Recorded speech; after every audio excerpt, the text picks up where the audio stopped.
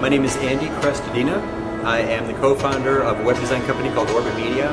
We're in Chicago.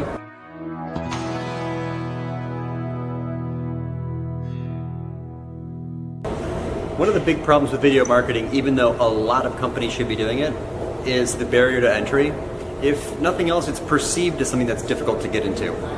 It feels like it's going to take a lot of work. It appears to be a heavy investment in terms of equipment. So even though it's much less daunting than it seems at first, I think that there's a psychological barrier that prevents more people from doing video. I think that large companies would do more video if they just paid attention to the response rates, the engagement, the data, looked at their analytics and saw the performance of pages that have video. I think that it's easy to correlate the use of video and conversion rates when video is used for things like testimonials on products and service pages. But yeah, there's lots of case studies. I think that enterprises and bigger companies would do more video if they just looked at the evidence and looked at the data and saw the correlation between video and results. I think that small businesses are actually pretty good at getting started with video because they're scrappy, they're hungry, they just want to try something, they put something together quickly. Bigger companies and enterprises are maybe see it as a production, right? That word is even scary. Video production. Like, wow, that sounds big. I need a team. I need a budget, right? So I think that the perceived barrier to entry makes it almost an advantage for little companies because they can jump in fast and test and experiment and get feedback immediately.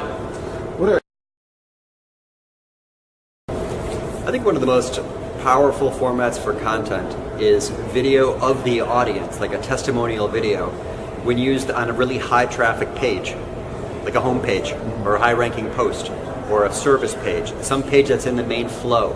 So I think that since it's the most compelling format for content, it has tone of voice and body language and movement. Movement is more powerful than images. Images are more powerful than text. That's the power visual hierarchy of content in general.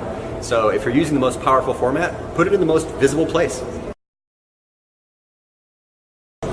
I should be doing more how-to videos. I do some. I have a goal. I'm hitting my goal of doing like 5 a year. I should probably triple that. I'm thinking of taking a day off my normal other work and just making back-to-back a bunch of videos, knowing that it's not that hard and that the production quality doesn't have to be perfect, right? This is a problem for a lot of people. They make perfection the enemy of good. Analytics and search optimization and how to do social and content strategy. So I should be just basically upgrading lots of my other content to video and doing it much more often. Actually, I thought at first they'd have to be short. Some of them are short and that's effective, but actually the longer videos I'm making are good too. I think good video, like good content in any format, needs to answer a question or solve a problem or tell a story. There was one that I saw yesterday. It was part of Jay Akunzo's keynote, and he was showing how a brand had done something completely different. You know, his recommendation is to be unthinkable and break the norms and do something that's not best practices. And it was an advertisement, and it was for Death Wish Coffee, and it was this Viking video of these Vikings who are like, "Come on, we're gonna seize the day, we're gonna conquer," and it pans out, and it's this Viking ship like crashing through the waves, which were then coffee going down to start. It was hilarious. It was a great unexpected ending. It was right on brand and on message. It had that kind of victory and like gritty feel. But then it ended on a super mundane note of guy drinking coffee in the morning and just tickled everyone who saw it. My number one recommendation for videos is to make sure that the thumbnail or the social snippet or wherever that appears has text overlaying on top of the video, because that will increase the click-through rate. If the video just has a generic thumbnail or a random default slide or freeze frame from inside the video, there isn't a call to action. There isn't an indication of the benefit.